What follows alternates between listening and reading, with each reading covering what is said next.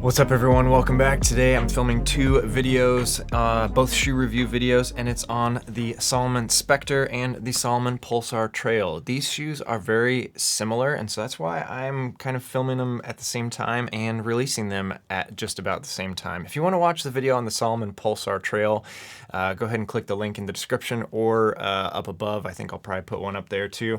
But this video right now is all about the Salomon Spectur. Now this is a brand new road shoe from Salomon that just dropped this summer, and thank you to Salomon for sending it out. It's been a pleasure to test this shoe out. I've got just about 50 miles in this shoe, and I've been able to take it through its paces and test it in a lot of different conditions, really hot weather, kind of cooler weather, and also some rain, so I want to kind of explain all of that in this video. The Spectur has a 27.5 millimeter stack height in the heel and a 21.5 millimeter stack height in the forefoot, giving you a drop of 6 millimeters. Again, a lot of the Salomon shoes right there are kind of right in that 6 millimeter drop, not super aggressive, but also enough to give you a little bit of forward momentum as you're running. In my size 11.5, the Salomon Spectur weighed 11.7 ounces or 331.8 grams. So definitely not a racing shoe, more of a daily trainer, but that's kind of what we expected with this shoe. And in the midsole, we have Salomon's Energy Surge foam, which is supposedly the same as in the Ultra Glide, but I actually found these foams to feel very different. Foam in the Ultra Glide I found to be better on roads, but it was very squishy, just kind of unpredictable, and I felt that it kind of flattened out after 30 or 40 miles very quickly actually. But the foam in the Spectur, which is supposedly the same Energy Surge foam, feels quite different. A lot of that might have to do with this energy blade that's in here as well, giving it a lot of stability. I just think that these foams are just implemented differently. The Ultra Glide just feels like you're running on a marshmallow. The Spectur feels like you have a lot more stability. And this is based off all the miles I have in both of these. The foams, I'm just telling you, they feel different, and it's better implemented in the Spectur in my opinion. For the blade that you can see right here, some of it is exposed, and this is definitely not like a carbon fiber blade. Like, it's not going to be that kind of like immovable object that's in the sole of your shoe. And even Salomon says that on their website. They say that this is meant to be more of a kind of like a stability blade that gives you a little bit of energy return, but you're also able to use as a daily trainer. As far as the forward rock, I did enjoy the Spectur. I felt like the energy I was putting into the shoe was the energy I was getting back. I didn't feel like a whole lot of it was getting lost. I felt very agile in this shoe. The midsole is just a really good mix of cushion and control. First run out of the box was a 15 miler, and it felt really good the whole time. All right, sticking with kind of the bottom of the shoe, let's talk about the outsole. Now, the outsole of the Salomon Spectur is this contra grip rubber, and there is a lot of coverage. On dry ground, this outsole does really, really well, and it's pretty unobtrusive. It's soft enough that you don't feel like your foot is slapping the ground really hard. It doesn't feel heavy. Where I did run into some problems was in a really rainy run. It did start to get pretty slippery out there, and that just has to do with, in my opinion, how much coverage there is. It's kind of like running on a flat surface.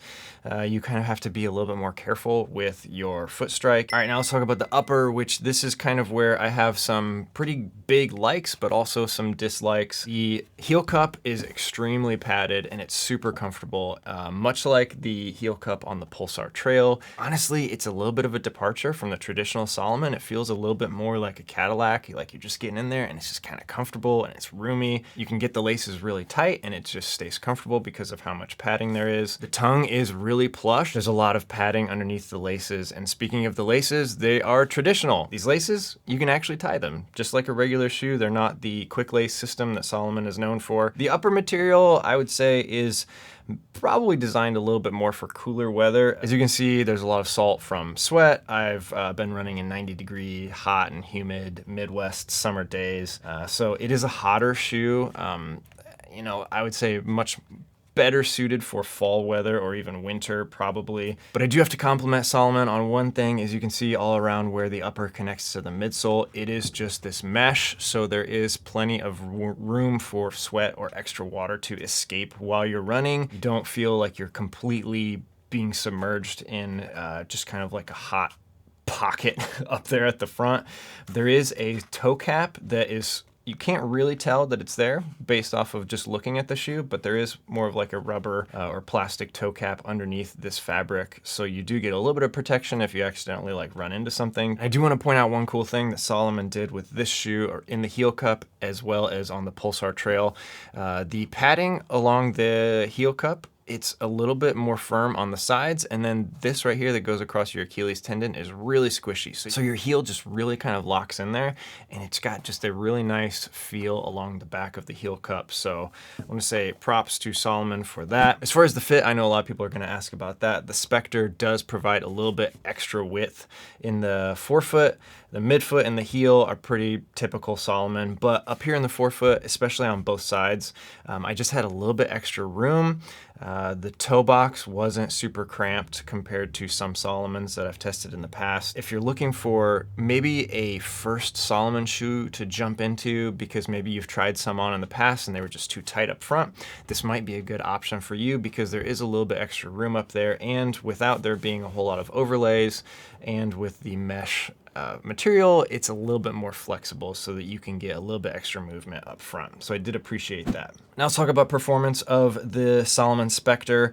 I felt that this shoe really did its job well. It's meant to be more of a daily trainer with a little bit of an energy boost because of this energy blade. It just felt like a really good daily trainer. I was pretty stoked to put this on every single day. Like I said, I've got 50 miles in this shoe and I've barely had it a week, so it did not feel like a chore to put on. It's got the Salomon signature quality. It doesn't feel sloppy at all. It feels really well thought out, really agile, and I just really enjoyed the performance. I do feel like this is a good shoe to have in your rotation because it's not the super ultra plush that we've come to find from other brands and their road shoe lineup. It gives you a little bit more agility, a little bit more performance kind of mindset when you're going out for a, like I said, kind of like 8 to 10 mile run. I feel like it really shines in there. As far as the life of this shoe, after 50 miles, there's basically no wear on the outsole, so I'm pretty confident that the rubber they've got going on out here is going to last quite a while. There is some breakdown in the foam, but that's kind of expected after about 50 miles, but I don't really feel this shoe flattening out. Definitely not like I did with the Ultra Glide. 50 miles in this shoe, I still feel really good running in this shoe. So I think life of this shoe, a couple 100 miles, no problem. Last up, let's talk about uphill looks of the shoe. I do like it. I'm not a huge fan of this kind of maroon, orange, and red colorway. I think the colors clash quite a bit, and they're just like, I would have picked something a little bit different, but I do appreciate the new direction Salomon's going with their branding. The new logo design looks cool, and I have seen a sneak preview of the spring 2023 lineup, and they're going in a totally new direction. You guys are going to really love how their brand new shoes look that are coming out next year. Last up, what's the deal? For 130 bucks, is this shoe worth getting? My opinion, I think so. I think it's definitely worth trying. If you are someone who is a diehard Salomon fan, this is going to give you a little bit of a different feel out there on the roads. A little bit extra cushion, a little bit extra room in the forefoot, a little bit more plushness around the top. It's a little bit different direction from Salomon, but I think it's going to be a really nice kind of easy day shoe for you if you're a big Salomon fan. If you've never really run in Salomons before, or they have been not enough cushion, maybe too tight, maybe just a little bit too performance oriented, and you wanted a shoe that's more of a shoe for kind of every runner, this is a good shoe to start in. And also the Salomon Pulsar Trail, which is the other video that I'm putting out. These are kind of like brother sister shoes for the road and the trail, and I really think that it's going to be a great entry point for someone that is not used to running in Salomons. So that's it. That's my thoughts on the Salomon Spectur, Salomon's brand new road shoe for summer 2022. Some pretty cool technologies in the midsole, nice comfortable upper, and a decent price point. So I think it's something that you should try out. Don't forget to also watch the other video that I put out on the Salomon Pulsar Trail. With that said, I'll see you again soon. Bye.